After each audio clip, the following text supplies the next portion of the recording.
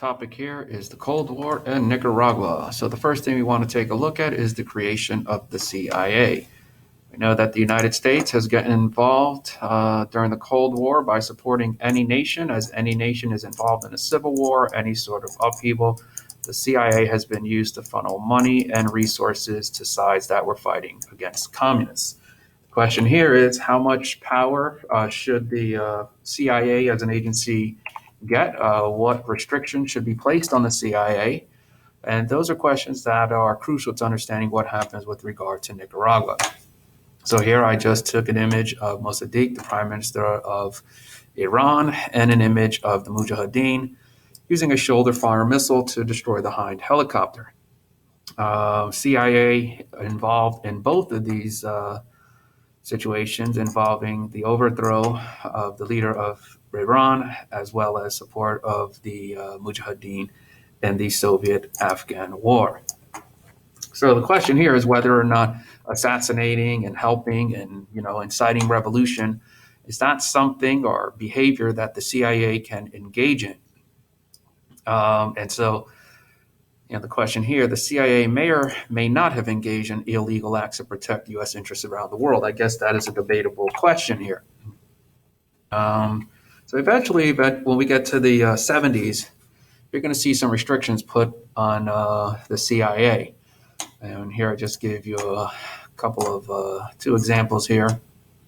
They're requiring the president of the U.S. to report all covert actions of the CIA. So the president just can't direct the CIA to do whatever they want. You have to have some sort of legislative oversight or Congress. So here we have the executive, legislative, and judicial. And with regard to Nicaragua, you're going to see the Boland Amendment passed, in the early 80s as issues start to heat up in Nicaragua in the late 70s. So with the Boland Amendment, they're trying to restrict CIA operations in Nicaragua. So for the most part, Congress is trying to limit the CIA power. And again, that's crucial to understanding what happens in Nicaragua. So we're going to first start off with, the same old story. There seems to be some upheaval, civil war, an attempt to overthrow the government. So here we see the Marxist Sandinista trying to fight against the government. So the United States is going to be caught in a situation. Are they going to help the Marxists? And as you already figured out, the answer is going to be no. So the United States is going to try to maintain the government power, and they're going to have to aid these individuals. The issue here is that the CIA is restricted.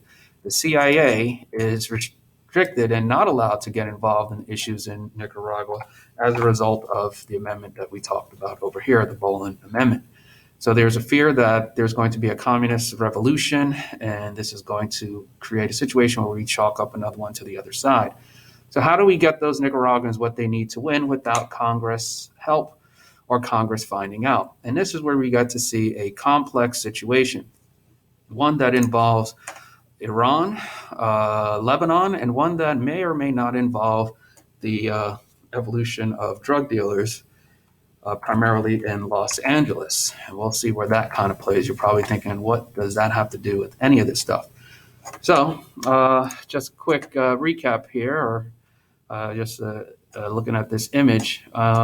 Not that you're going to be responsible for this, but there is a country, we're talking here about Lebanon, that is experiencing tension with the state of Israel. Lebanese people in Lebanon are supported by Iran. Iran is an enemy to the United States because of the hostage crisis and so on, so they may or may not be considered a terrorist state, depending on who you ask.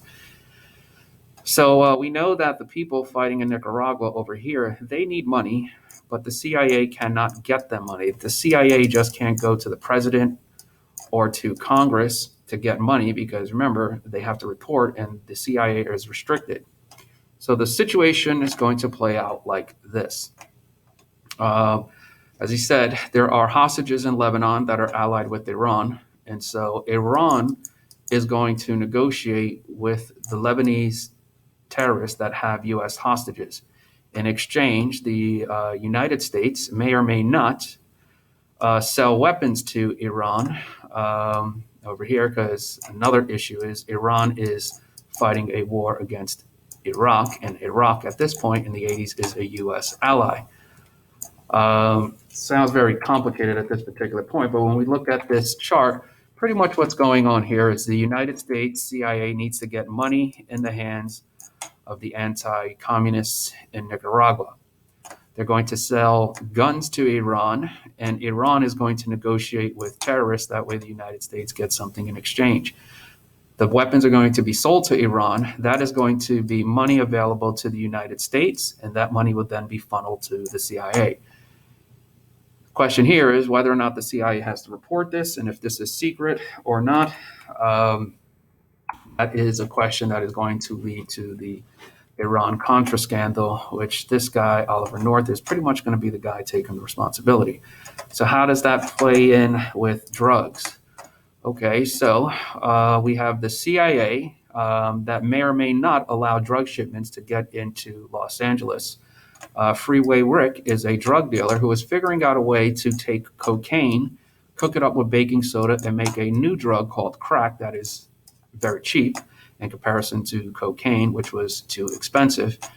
And then that crack is going to bring down the cost of a cocaine type high to a low number. Why? Because the supply is going to go up. And when the supply is going to go up, we're going to see prices come down.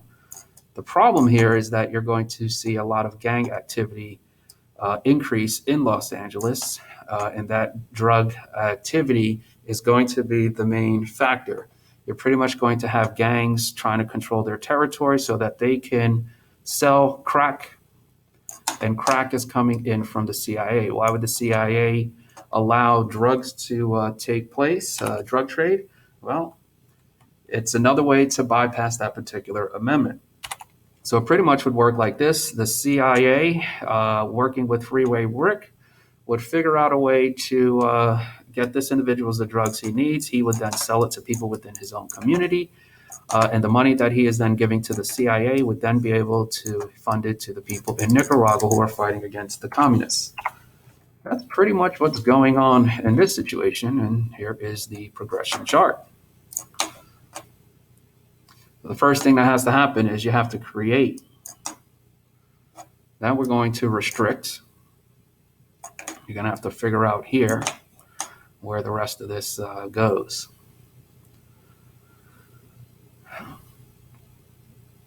So CIA negotiates with Iran and local drug dealers to get money.